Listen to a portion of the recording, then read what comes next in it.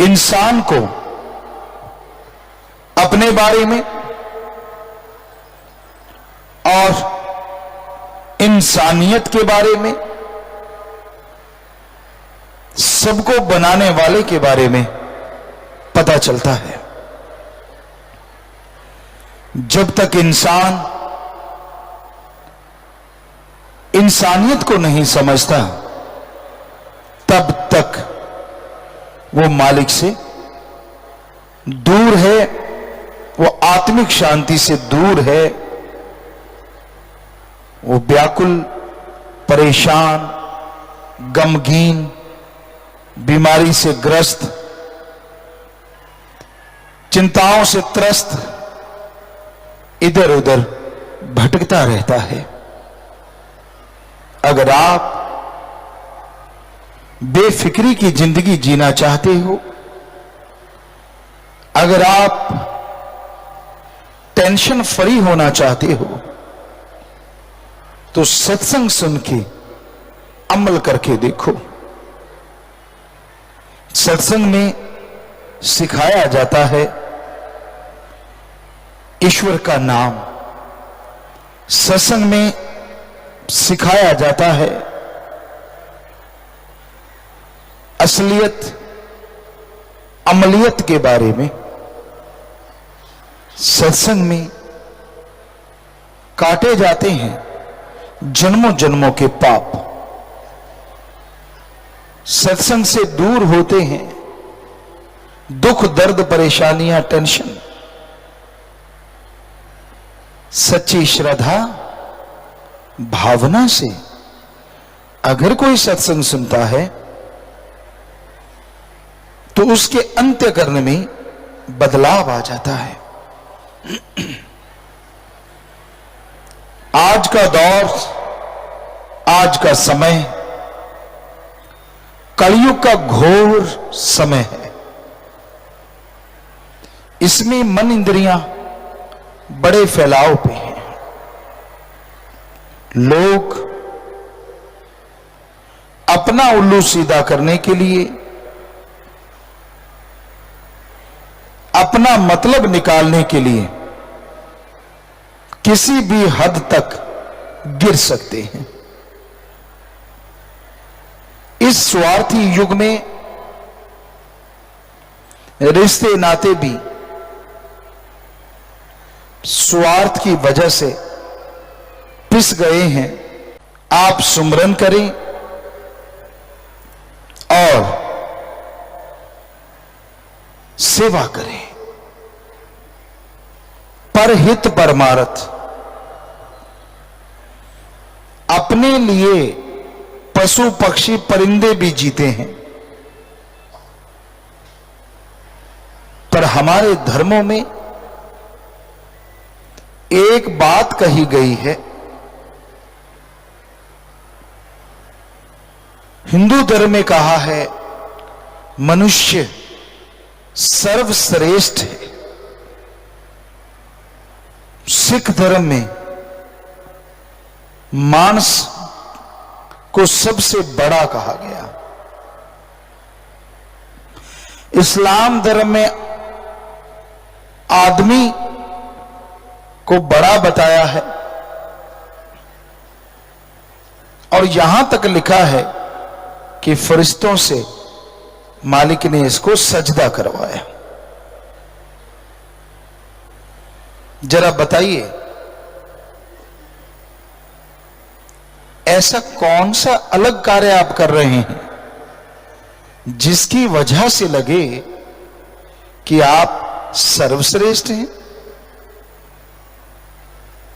खाना इंसान खाते हैं, पशु परिंदे भी खाते हैं। फर्क इतना है, इंसान जब चाहे खा सकता है या टाइमिंग रखता है, और पशु को जब मिल जाए वो तब खा लेता है। पर दोनों का उद्देश्य अपना पेट भरना, अपने लिए ताकत इकट्ठी करना। बाल बच्चे इंसानों के होते हैं, पशुओं के भी होते हैं। घर इंसान बनाता है, पशु पक्षी परिंदे भी बनाते हैं, बल्कि इंसान का जीते जी मलमूत्र संभालने में बहुत परेशानियां आ रही हैं, जबकि पशुओं का मलमूत्र खाद के काम आता है, उसका फायदा लिया जाता है और मरने के बाद भी पशुओं की हड्डियां, चमड़ा, मांस सब काम में आ जाता है। पर इंसान का ना तो जीते जी ये साजो सामान काम आया और मरनोपरांत, बल्कि हड्डियां संभालने में ही जुत्तम पेल हो जाती है। तो इंसान सर्वश्रेष्ठ कहां है? किस मायने में कहें कि इंसान सर्वश्रेष्ठ है? एक ही तरीका है, एक ही काम है जो इंसान करता है, पशु पक्षी परिंदे नहीं कर सकते, और वो कार्य है प्रभु का, अल्लाह वाहिगुरु का नाम लेना। ये पशु पक्षी परिंदे चाह के भी नहीं कर सकते, जो सिर्फ मनुष्य कर सकता है, और प्रभु के नाम से ही सच्ची मुक्ति मिलती है, मोक्ष मिलता है। पशु पक्षी परिंदे भक्ति करते हैं काल महाकाल त्रिलोकी नाथ की, लेकिन मनुष्य को यह हक है कि वो भगवान की भक्ति करे और अपने अंदर आत्मबल, रूहानी ताकत पैदा करे, जिसके द्वारा खुद का भला, परिवार का और समाज का भला मनुष्य कर सकता है।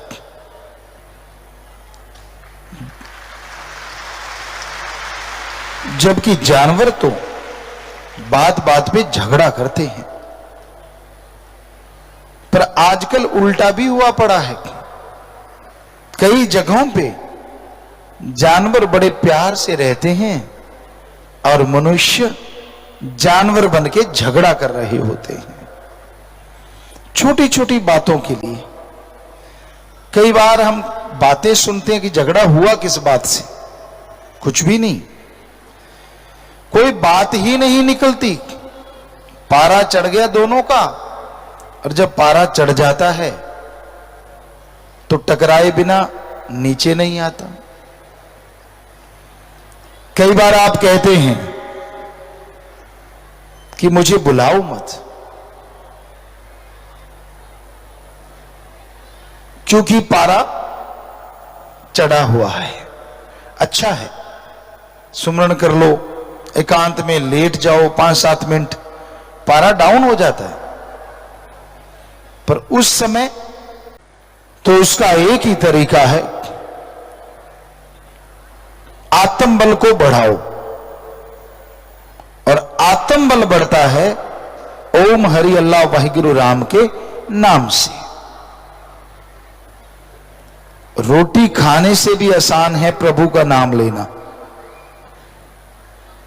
रोटी खाने के लिए तो कौर तोड़ो, लगाओ, चबाओ, हजम करो, टाइम लगता है।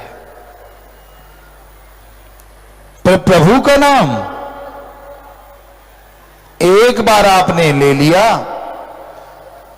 तो जीभा से, ख्यालों से जाप करते जाओ, ना कुछ तोड़ना ना कुछ लगाना, बस राम का नाम आप लेते रहो और खुशियों से झोलियां भरती जाएंगी।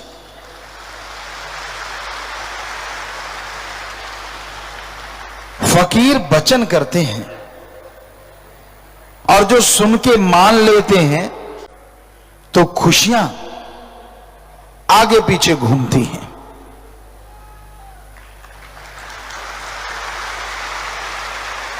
हर इंसान की एक चाहत होती है, शारीरिक सुख, पारिवारिक सुख और आत्मिक सुख। एक भी इंसान हमने दुनिया में नहीं देखा जो ये इच्छा ना रखता हो। हर इंसान को सुख चाहिए,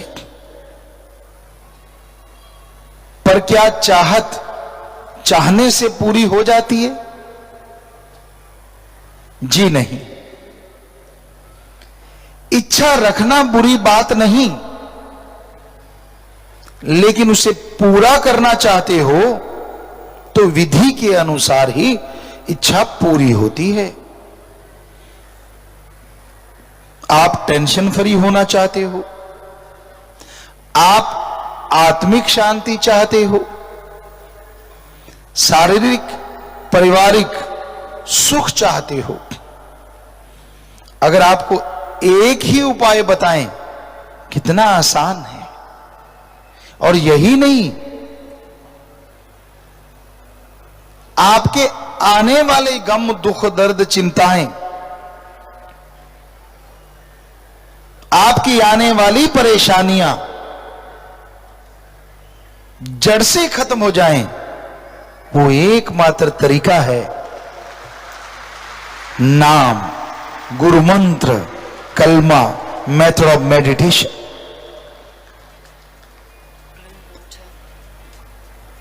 आप कहीं घूम रहे हो, पैरों से चलते रहिए, आंखों से देखते रहिए। ये जीवा तो फ्री है, इससे सुमरण करते रहिए। अगर जीवा को भी तकलीफ नहीं देनी तो ख्यालों से सही। पर आप तो घूमते घूमते जिस पे निगाह पड़ती है उसका बेड़ा तबाह करने की सोचते हैं। कोई पड़ोसी गाड़ी से लेके निकल गया, अच्छा ये गाड़ियों पे और मैं पैदल। पड़ोसी के अच्छे कपड़े ब्रांडेड पहने हैं, कैसे पहन के आया है? सारा दिन ठगी मारता, पहने ही है भाई। तू ठगी नहीं मारता, बढ़िया है। अगर कोई मारता है तो भगवान को फिक्र, तू क्यों टेंशन ले रहा है भाई? पर ना जी, खेतों में घूम रहा है, पड़ोसी की फसल अच्छी, अच्छा कहता, अच्छा हे भगवान मैंने भी बीज वैसे ही डाला है, मेरी अच्छी नहीं इसकी अच्छी है, तू ऐसे कर ओले ही डाल दे, मैं तो सार लूंगा पर ये ना अच्छी ले जाएगी।